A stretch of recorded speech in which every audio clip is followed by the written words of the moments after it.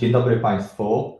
W imieniu zarządu XTB jest mi miło powitać Państwa na konferencji poświęconej wstępnym wynikom finansowym i operacyjnym za pierwsze półrocze 2024 roku.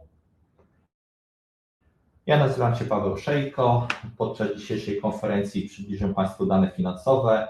Następnie prezes Omar Arnaut omówi działalność operacyjną w okresie. Pod koniec Filip Kaczmarzyk podzieli się z Państwem swoimi spostrzeżeniami co do otoczenia rynkowego. Po prezentacji przewidziano mamy sesję pytań i odpowiedzi. Tych z Państwa, którzy biorą udział w dzisiejszej konferencji za pośrednictwem webinaru, zachęcam do zadawania pytań na czacie. Przechodząc do sedna. Za nami bardzo dobre wynikowo, jak i operacyjnie pierwsze półrocze. Wypracowaliśmy w nim 463 miliony złotych skonsolidowanego zysku netto, co daje nam wzrost o 10% rok do roku. W pierwszym kwartale zarobiliśmy 303 miliony złotych, a w drugim 160 milionów złotych. Wynik ten mógłby być jeszcze lepszy, gdyby w drugim kwartale panowała wyższa zmienność na rynkach finansowych i towarowych. Przez zmienność mam na myśli występowanie długich, wyraźnych trendów. O ile w pierwszym kwartale ta zmienność była sprzyjająca, to drugi kwartał charakteryzował się większą ilością korekt i zmianą kierunków trendów. Więcej na temat charakterystyki rynku w drugim kwartale opowie Państwu Filip Kaczmarzyk w dalszej części prezentacji. Co kwartał już mówimy Państwu jak mantra, że wahania wyników w krótkim okresie czasu, jakim jest niewątpliwie kwartał, za sprawą wahań przychodów są czymś naturalnym w przypadku XTB i są wpisane w model biznesowy, dlatego też wyniki XTB powinno się analizować przez pryzmat dłuższego okresu, co najmniej półrocza, a najlepiej roku. W związku z tym, że jako zarząd nie mamy wpływu na zmienność rynkową, która jest poza naszą kontrolą, dlatego też skupiamy swoje wysiłki na rozwoju operacyjnym. Naszym priorytetem od paru lat jest budowanie bazy klientów i dotarcie do klienta masowego. Temu celowi służy m.in. wprowadzanie do oferty nowych produktów, tak aby nasi klienci mogli aktywnie zarządzać swoimi pieniędzmi w ramach jednej aplikacji. To z kolei przy sprzyjającym otoczeniu rynkowym przekłada się na osiągane wyniki, chociażby takie, jak mogli Państwo zobaczyć w pierwszym kwartale. Cieszy nas zatem to, że z sukcesem tą bazę klientów budujemy, o czym powie prezes za chwilę. Jeżeli chodzi o stronę przychodową, to w pierwszym półroczu wypracowaliśmy 938 milionów złotych przychodów, co daje wzrost o blisko 13% rok do roku. Tutaj widać, że same obroty w lotach zarówno w pierwszym, jak i w drugim kwartale były na porównywalnym poziomie ponad 1 960 000 lotów. Czynnikiem, który spowodował różnicę w wynikach kwartalnych, była rentowność na lota. W drugim kwartale spadła ona względem pierwszego z 283 zł na 194 zł. To konsekwencja okoliczności, o których już mówiłem wcześniej, to jest niższej zmienności na rynkach, rozumiane jako występowanie długich i wyraźnych trendów. Jeżeli chodzi o przychody pod kątem klasy instrumentów odpowiedzialnych za ich powstanie, to w pierwszym półroczu najbardziej dochodowe dla XTB były CFD oparte na towarach. Ich udział w strukturze przychodów na instrumentach finansowych sięgnął 48%. Najwięcej kontrybuowały CFD oparte na notowaniach cen złota, gazu ziemnego oraz kakao. Drugą najbardziej dochodową klasą aktywów były instrumenty CFD oparte na indeksach. Ich udział w strukturze przychodów wyniósł 37%. Najzyskowniejszymi instrumentami w tej klasie były CFD oparte o amerykański indeks US 100 i US 500 oraz niemiecki indeks DAX. Warto zaznaczyć, że strukturę przychodów determinuje w dużej mierze zmienność panująca w danym okresie na rynkach. Nasi klienci podążają za zmiennością na określonych klasach aktywów, upatrując w tym okazji inwestycyjnej do zarobku, dlatego też okresowe zmiany struktury przychodów są czymś naturalnym. Jeżeli chodzi o stronę kosztową, to koszty działalności operacyjnej w pierwszym półroczu wyniosły 410 milionów złotych, z czego 205 poniesiono w pierwszym kwartale i dokładnie drugie tyle, czyli 205 milionów złotych w drugim kwartale. Tradycyjnie dwoma najistotniejszymi pozycjami są koszty ludzkie i marketing. Wzrost kosztów osobowych wynika ze wzrostu zatrudnienia w grupie. Jeżeli chodzi o koszty marketingu, to podtrzymujemy na ten moment naszą ocenę, że w 2024 roku nakłady na marketing mogą być wyższe o około 1/3 w stosunku do roku ubiegłego. W drugim kwartale spółka podpisała umowę z nowym brand ambasadorem. Efekty będą mogli Państwo zaobserwować po wakacjach. Jeżeli chodzi o łączne koszty działalności operacyjnej, to zakładamy, że mogą kształtować się one nawet na poziomie wyższym, około 1/4 rok do roku. XTB jest spółką o bardzo dobrej kondycji płynnościowej. Na koniec pierwszego półrocza posiadaliśmy 1 miliard 675 milionów złotych własnych środków pieniężnych oraz obligacji skarbowych poręczonych przez Skarb Państwa, jak i obligacji poręczonych przez banki. Często przy okazji środków pieniężnych pojawia się pytanie, czy możliwa jest dystrybucja tych środków do akcjonariuszy albo lokowanie w bardziej agresywny sposób niż wspomniane obligacje.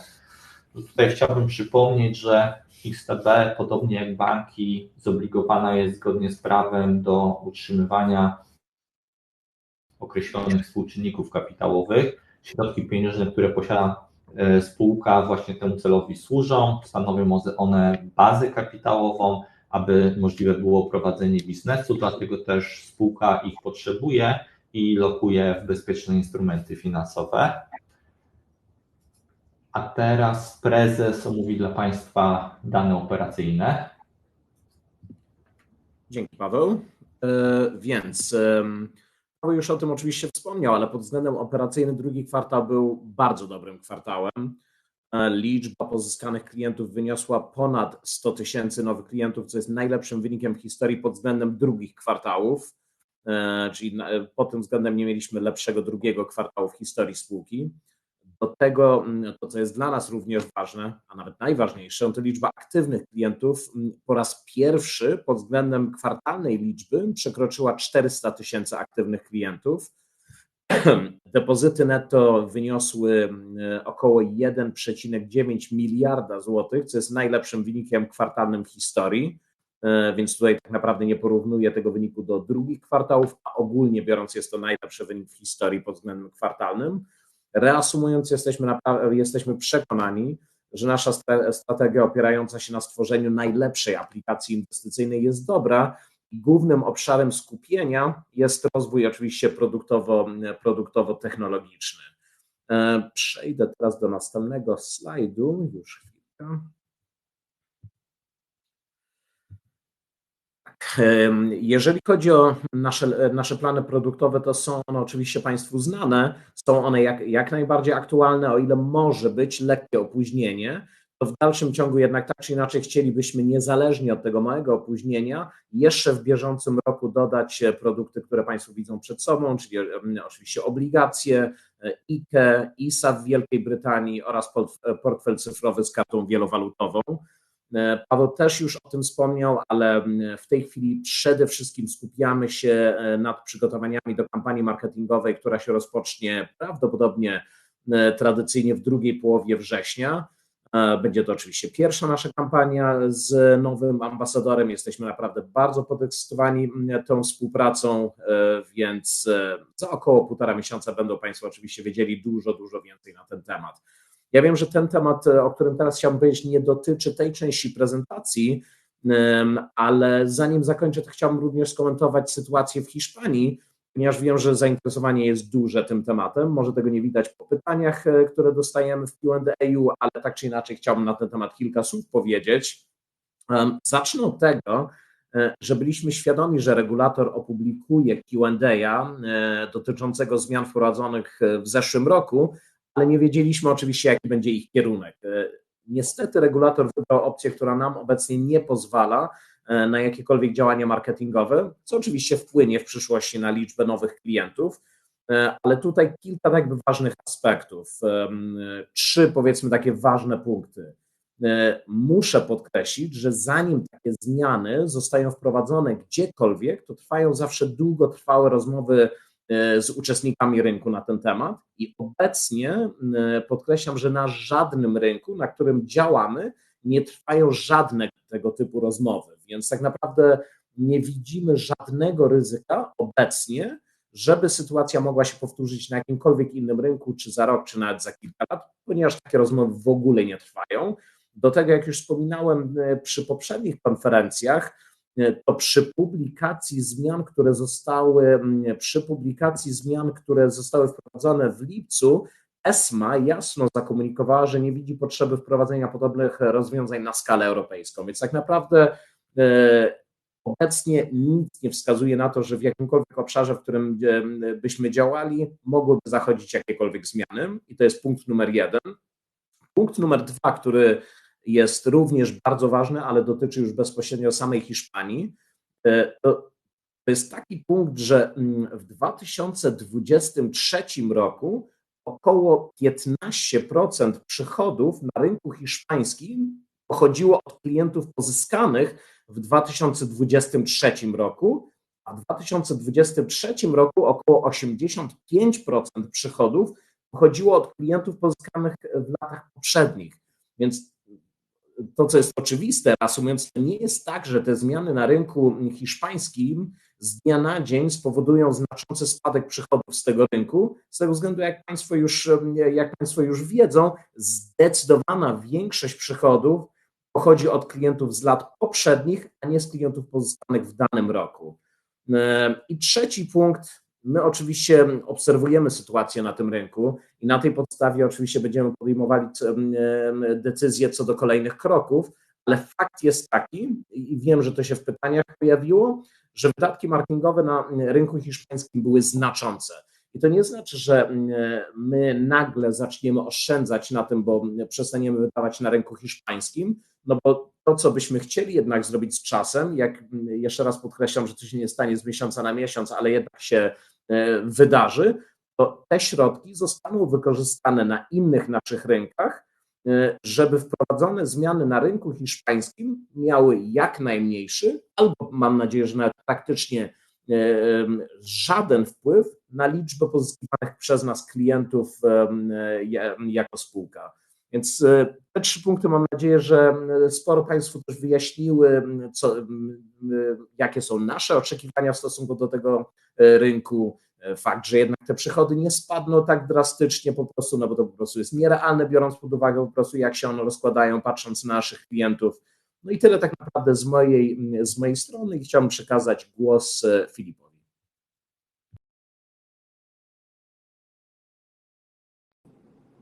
Dzień dobry Państwu. Kilka słów na temat otoczenia rynkowego. Jeśli chodzi o samą popularność instrumentów, to wydaje mi się, że no nie było tutaj dużych zaskoczeń. To są te same instrumenty, co w każdym kwartale. Natomiast chciałbym zwrócić uwagę po pierwsze na to, że ten kwartał pod kątem nazwijmy to atrakcyjności rynków dla nas był trochę gorszy jednak niż pierwszy kwartał, co oczywiście przekłada się na przychody i pewnie zaraz wspomnę o kilku czynnikach, które tutaj zadecydowały. Natomiast tak zaczynając ogólnie, złoto to jest około 20% naszych przychodów w tym roku. No to jest naprawdę bardzo dużo. My widzimy ten rozkład tradingu na złocie. Ponad 50% to jest Bliski Wschód i Azja, 30% to jest MENA, dokładnie 25% to Azja. Więc widać, że są takie rynki, gdzie to złoto jest po prostu bardzo atrakcyjnym instrumentem i tu pewnie nie można mówić tylko i wyłącznie o tej zmienności, która też i rekordowych poziomach, która też na pewno się tutaj przyłożyła do tego, natomiast po prostu są takie oddziały, gdzie po prostu złoto jest bardzo atrakcyjnym i ciekawym instrumentem i tak właśnie jest, tak jest właśnie na przykład w Azji, tak jest na Bliskim Wschodzie. Jedna ważna rzecz, na którą tak całościowo chciałbym zwrócić Państwa uwagę, to jest to, że jak porównujemy pierwszy kwartał do drugiego kwartału i dlaczego była taka różnica w przychodach, no to jest fakt, że my, proszę pamiętać, że mieliśmy zbudowaną bardzo dużą pozycję po czwartym kwartale i w momencie, kiedy w pierwszym kwartale te trendy były kontynuowane, szczególnie w styczniu, no to my już mieliśmy wtedy naprawdę dużą pozycję. Tutaj sytuacja w drugim kwartale wyglądała tak, że trafiliśmy na kilka korekt. W momencie, kiedy zaczyna się korekta, to proszę pamiętać, że my tak naprawdę mamy ekspozycję w drugą stronę, więc trochę czasu schodzi, zanim ta ekspozycja się odwróci. Tak? Proszę też pamiętać, że transakcje klientów się netują ze sobą, więc tu jest sporo jest takich czynników, które wpłynęły na to, że ta przychodowość jest jednak niższa, mimo że jakieś tam analizy mogą pokazywać, że ten range ruchu na przykład cen w wielu przypadkach był podobny. No to nie jest niestety wszystko i tego w ten sposób analizować nie można. Takimi dobrymi przykładami jest właśnie na przykład DAX albo Nasdaq. One różniły się skalą wzrostu, natomiast na DAX-ie pamiętamy, że na początku drugiego kwartału najpierw była korekta, potem bardzo długo był trend boczny, a to wybicie to było dużo mniejsza skala niż na przykład to, co się działo na Nasdaqu. Na Nasdaqu też zaliczyliśmy korektę w drugim kwartale i to też nie była mała korekta, bo to było około 8%, więc to się odpowiednio przekłada na przychody. Jeśli chodzi o Natgas, który też był bardzo wysoko, jeśli chodzi o przychodowość w pierwszym kwartale, no to w drugim znowu był moment taki, że Natgas był w trendzie bocznym, nie za dużo się działo, a potem nastąpiło wybicie do góry, czyli tak naprawdę musiało nastąpić odwrócenie naszej pozycji, którą mieliśmy zakumulowaną przez pierwszy kwartał. Z takich ciekawostek, co tu można jeszcze powiedzieć, to jest bardzo popularne była kakao przez pierwsze 4 miesiące roku tak naprawdę. Potem ta cena troszkę skorygowała i rynek się uspokoił, natomiast pierwsze 4 miesiące no to rzeczywiście był ten rajd wzrostowy. No i w drugim kwartale też kawa przełożyła się na pozytywne przychody i w drugim kwartale kawa była w 10 najbardziej przychodowych instrumentów. I ostatnia rzecz z instrumentów, na którą chciałbym zwrócić uwagę, to jest krypto. Faktycznie pierwsze półrocze na krypto było dużo lepsze niż wiele wcześniejszych miesięcy. To przełożyło się na pozytywne przychody w pierwszym kwartale i nawet jeszcze symbolicznie troszkę lepsze w drugim kwartale, więc widać, że jesteśmy zadowoleni, że ten nasz model STP na krypto, on działa fajnie i przekłada się na pozytywne przychody dla firmy. I teraz jeszcze tylko dosłownie 2 słowa o drugim slajdzie. To, na co chciałbym zwrócić uwagę, to jest to, że w kwietniu finalnie już zrezygnowaliśmy z platformy MetaTrader. W większości oddziałów MetaTrader został tylko i wyłącznie na Bliskim Wschodzie, więc też ten udział będzie dosyć mocno spadał, więc pewnie w kolejnych miesiącach zastanowimy się, czy nadal jest sens prezentować tutaj MetaTradera w tych slajdach, a pewnie skupimy się bardziej na tradingu mobilnym versus platforma webowa. I tyle ode mnie, oddaję głos do Pawła. Dziękuję bardzo.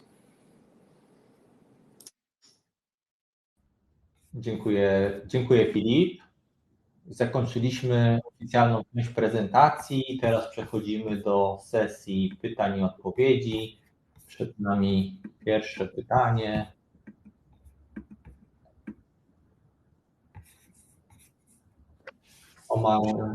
Prośba. Jest możliwe utrzymanie takiego wzrostu nowych klientów i przychodów bez przejęć lub fuzji? To najpierw na to odpowiem tak, zdecydowanie tak. To, co zresztą pokazujemy z roku na rok, że te wyniki nam bardzo dynamicznie rosną i biorąc pod uwagę fakt, że będziemy wprowadzali tak wysoką liczbę nowych produktów i jeszcze do tego działania marketingowe z roku na rok są coraz silniejsze. Nasza pozycja jest coraz silniejsza na wielu rynkach, no to tutaj tak naprawdę niezależnie od fuzji i przejęć wiemy, jesteśmy w 100% przekonani, że nie dość, że jesteśmy w stanie utrzymać taki wzrost, ale tak naprawdę nawet jeszcze bardziej przyspieszyć i uważam, że zdecydowanie przyspieszyć. Jak wygląda plan na ten temat w perspektywie 5 lat? To my się z Państwem dzielimy corocznie takim guidance'em, więc tak naprawdę nie chciałbym tutaj odbiegać w aż tak daleką przyszłość i myślę, że co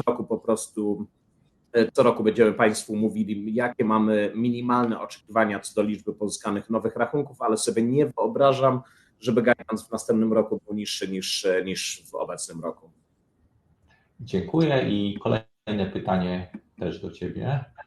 Czy XTB wprowadzi kiedyś opcję, jak to wygląda od strony prawnej? Strony prawnej nie chciałbym komentować, ponieważ trudno mi oczywiście tutaj dokładnie omówić ten temat, ale z punktu widzenia produktowego, no to my, podobnie do poprzedniego pytania, podzieliliśmy się w obecnym roku guidance'em co do planów produktowych. Mam nadzieję, że w przyszłych latach będziemy robili podobne tak naprawdę rzeczy i będziemy Państwu mówili, jakie mamy oczekiwania co do produktów, które chcielibyśmy zaproponować klientom.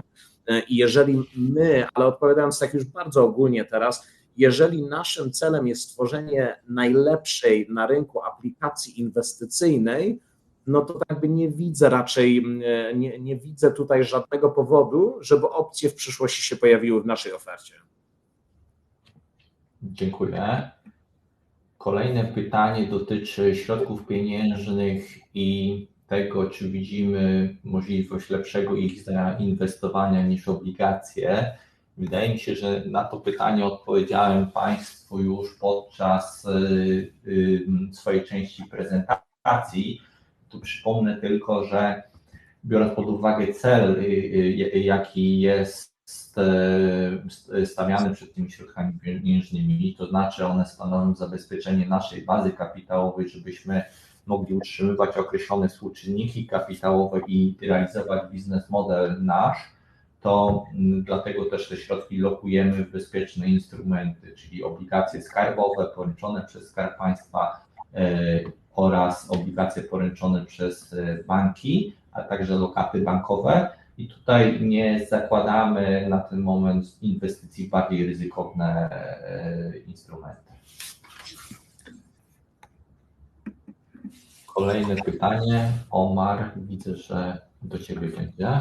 Jaki jest potencjał karty wielowalutowej, jak ten produkt będzie się przyczyniał do przychodów oraz jakie już będą jego koszty? Koszty akurat w tym przypadku nie są znaczące, więc na ten temat jakby nie warto zbyt wiele mówić.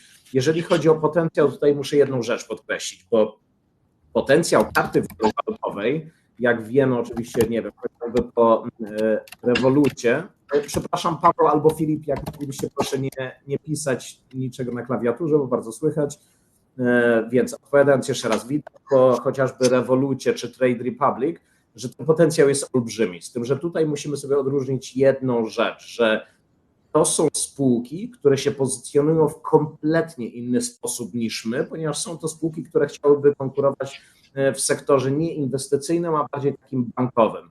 My tego nie chcemy. My tak naprawdę chcemy stworzyć najlepszą platformę, która będzie platformą inwestycyjną, czyli jeżeli ktoś chce, niezależnie od tego, czy aktywnie, czy pasywnie zarządzać swoimi oszczędnościami, to my chcemy być tutaj pierwszym wyborem, więc w naszym przypadku karta wielowalutowa będzie tylko i wyłącznie dodatkiem do naszej oferty, a na pewno nie będzie sposobem do tego, żeby zachęcać klientów do podpisywania z nami umów i korzystania z naszej oferty. To będzie tylko dodatkowa część do naszej oferty. Czy pojawi się w aplikacji funkcja ukrycia salda? I tak, mogę powiedzieć i tak, i nie. I teraz mówię już dlaczego. Z tego względu, że w pełni rozumiem sens pojawienia się takiej funkcji, więc jakby nie chciałbym powiedzieć, że taka funkcja się nie pojawi, ponieważ w 100% rozumiem jej sens i sam bym chciał tak naprawdę, będąc osobą, która korzysta z aplikacji XTB dość aktywnie, sam bym chciał, żeby taka funkcja się pojawiła, ale w chwili obecnej w backlogu naszego działu IT nie ma takiego zadania. Paweł? Dziękuję.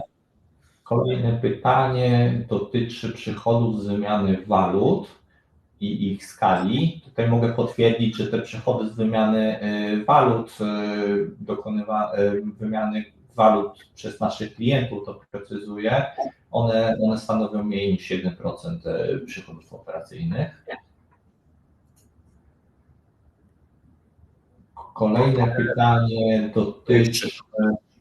Tak, to ja już czytam. Przy ilu aktywnych klientach lub przy jakiej fazie rozwoju przywrócicie prowizję na obrót akcjami i ETF-ami? Jaki procent aktywnych klientów przyniosło poniżej 100 zł, rozumiem, tak, przychodów operacyjnych na aktywnego klienta? Jeżeli chodzi o drugą część pytania, to takimi danymi niestety się nie dzielimy. Jeżeli chodzi o pierwsze pytanie, to nie mamy żadnych planów tak naprawdę, żeby wprowadzać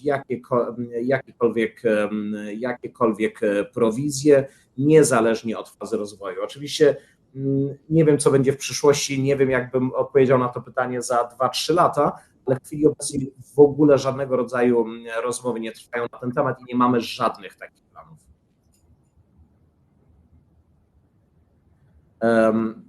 Jakby się mieli opisać, jak wygląda przeciętny klient XTB, ile transakcji wykonuje?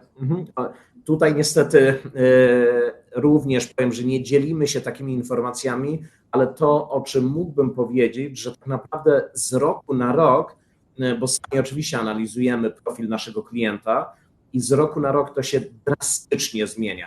Czyli tak naprawdę kilka lat temu mieliśmy klienta bardzo aktywnego, który logował się do platformy kilka razy dziennie albo nawet kilkadziesiąt razy dziennie.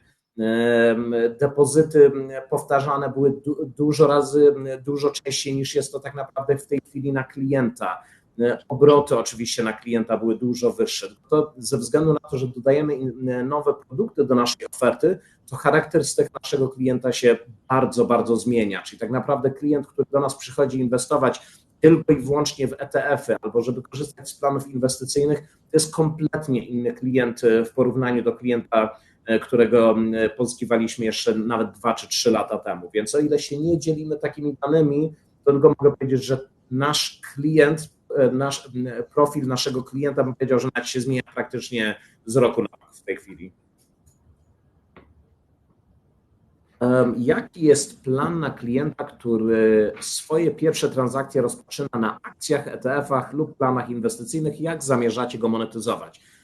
Nie ma tutaj żadnego tak naprawdę chytrego planu. Chodzi o to, że jeżeli my staramy się dotrzeć do jak najszerszej grupy odbiorców, tak naprawdę nie mamy takiego bezpośredniego planu, że co by tutaj zrobić, żeby klient ETF-owy zaczął inwestować w instrumenty bardziej ryzykowne, jak instrumenty CFD. Widzimy tak naprawdę z naszego doświadczenia, że naszych klientów zachęca zmienność. Jeżeli jest duża zmienność, to nawet jeżeli ktoś do nas przychodzi z zamiarem inwestowania na jednym instrumencie, ale na tym na przykład instrumencie albo produkcie nie ma zbyt dużej zmienności albo nie ma okazji inwestycyjnych, to jednak nasi klienci szukają okazji inwestycyjnych gdzie indziej. Więc tak naprawdę bazujemy na tym jeszcze raz, żeby stworzyć jak najlepszą aplikację, żeby mieć w pewnym sensie w cudzysłowie takie podejście trochę supermarketowe, że na jednych produktach zarabiamy więcej, na innych trochę mniej. Jakie są dalsze plany dotyczące rynku hiszpańskiego? To o tym już powiedziałem, czyli tak naprawdę analizujemy w tej chwili ten rynek, żeby podjąć odpowiednie kroki i zobaczyć, czy tak naprawdę wybierzemy jedną czy drugą opcję. No bo tutaj trzeba podkreślić, że są dwie opcje. Albo nie reklamujemy się i pozyskujemy pewną liczbę nowych klientów, bazując na tym, że jednak produkt mamy bardzo dobry, będzie jeszcze lepszy, a poza tym mamy silną pozycję na tym rynku. Albo z drugiej strony stwierdzamy, że usuwamy w takim razie instrumenty CFD z naszej platformy i się reklamujemy, więc decyzja tak naprawdę będzie między tymi dwoma opcjami. Na razie nie podejmujemy takiej decyzji, na razie zostawiliśmy instrumenty CFD w naszej platformie, się nie reklamujemy, czyli w jakiej skali oszczędności kosztowych należy się spodziewać. O tym też już powiedziałem, więc nawet jeżeli byśmy przestali wydawać na rynku hiszpańskim, tak jak już wcześniej wspomniałem, te środki zostaną przeznaczone na pozyskiwanie klientów na innych rynkach, więc tak naprawdę oszczędności na pewno nie będą. Czy nowy ambasador marki zostanie zaprezentowany podczas jesiennej kampanii marketingowej? Tak, potwierdzam, więc mam nadzieję, że za około 6 tygodni nowy ambasador zostanie zaprezentowany. Czy została już podjęta decyzja dotycząca przyszłości w social tradingu? Nie, z tego względu, że w tej chwili się skupiamy na wdrażaniu tego produktu do rynków, gdzie nie ma tak naprawdę żadnych ograniczeń, gdzie już mamy analizy, które potwierdzają, że możemy oferować tego rodzaju produkty, więc na chwilę obecną jeszcze decyzja nie została podjęta, co będziemy dalej robili, jeżeli chodzi o Unię Europejską i w tej chwili produkt jest wdrażany na innych rynkach, czyli w Ameryce Południowej, i oczywiście na Bliskim Wschodzie. W marketingu drugiego kwartału, to Paweł, to jest bardziej chyba pytanie do Ciebie. Tak. Umowę podpisaliśmy z nowym brand ambasadorem w drugim kwartale. Pierwsza płatność też była zrealizowana w drugim kwartale, natomiast to nie wyczerpuje gdzieś całości kosztów, które będziemy z tytułu tej współpracy ponosić. Oczywiście, jeżeli się nie mylę, ale Paweł poprawnie, jeżeli się mylę, to jest dokładnie połowa, więc to nie jest tak, że część została opłacona i znacząca, że kwota, która będzie chociażby w trzecim czy czwartym kwartale będzie znacząco wyższa, to już naprawdę była połowa. Czy 120 milionów zasięgu nowego ambasadora to jedna największa platforma, czy też suma kilku platform? To jest suma wszystkich platform, więc to nie jest tak, że na Instagramie ambasador ma 120 milionów zasięgu, to jest łączna suma wszystkich social media. Czy będzie to aktywny sportowiec, czy już na sportowej emeryturze? Tego na razie nie chciałbym zdradzać. Za 6 tygodni będą Państwo już wiedzieli. Kiedy hiszpański nadzór zaczął sądować rynek odnośnie zmian w CFD? Na to pytanie trudno mi odpowiedzieć, ponieważ nie wiem, kiedy hiszpański nadzorca zaczął to robić. Ja wiem, że tak naprawdę z nami jest w kontakcie od wielu lat, więc tak naprawdę trudno mi określić, czy to już było sądowanie rynku pod względem zmian, czy nie, więc myślę, że to jest przede wszystkim pytanie jednak do hiszpańskiego regulatora. Jeżeli chodzi o kontakt z nami, no to tutaj jeszcze raz powiem, kontakt był praktycznie stały. Jeżeli chodzi jakby już o konkretne zmiany, no to my tak naprawdę się dowiedzieliśmy zarówno pod względem zmian lipcowych, to w zeszłym roku to my się dopiero dowiedzieliśmy dokładnie w momencie publikacji i dokładnie taka sama sytuacja była, jeżeli chodzi o ten Q&A, który został niedawno opublikowany, czyli tak naprawdę nie mieliśmy pojęcia, co zostanie opublikowane i dowiedzieliśmy się dokładnie tak samo jak cały rynek. Dziękuję, Omar. Kolejne pytanie, Filip. Prośba do Ciebie o odpowiedź. Czy spready w transakcjach akcyjnych i ETF, szczególnie ułamkowe, są rynkowe, czy macie swój narzut? Nie, to są rynkowe. Tutaj nie mamy żadnego narzutu. Poza tym no my te wszystkie transakcje z wyjątkiem ułamkowych, ale akcje ETF wykonujemy bezpośrednio przez brokera na rynkach regulowanych, MTF-ach i tak dalej. Więc tutaj nawet nie ma opcji. Natomiast jeśli chodzi o akcje ułamkowe, które faktycznie są z naszego portfela, no to tutaj nie ma narzutu. Dwa kolejne pytania też, Filip. Prośba o odpowiedź. Czy obniżka stóp procentowych ograniczy przychody z segmentu swapów? No tak, myślę, że niewątpliwie ograniczy, natomiast nie spodziewam się, żeby to była gigantyczna skala i jakakolwiek skala materialna. Proszę pamiętać, że w przypadku walut tak naprawdę kluczowa tu jest różnica pomiędzy stopami procentowymi, a nie sam poziom stóp procentowych, natomiast na pewno przyczyni się to do redukcji przychodów z tytułu swapów. Jak oceniacie zmienność w lipcu? Nie rozmawiamy na temat lipca jeszcze teraz, bardzo mi przykro.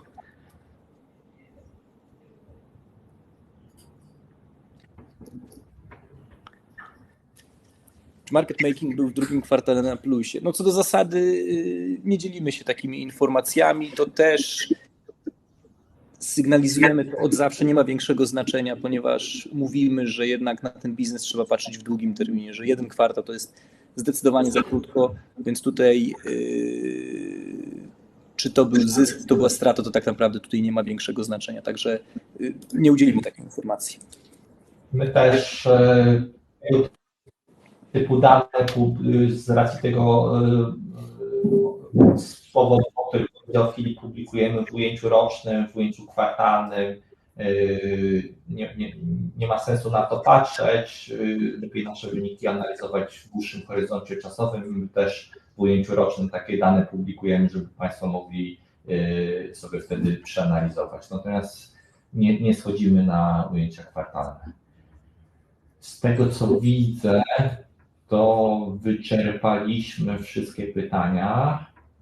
W związku z tym chciałbym podziękować Państwu za udział w dzisiejszej konferencji. W przypadku jakichkolwiek pytań zachęcam do spółce pytań poprzez adres relacje.inwestorskie@xtb.com. Dziękuję raz jeszcze, pozdrawiam. Dziękuję bardzo.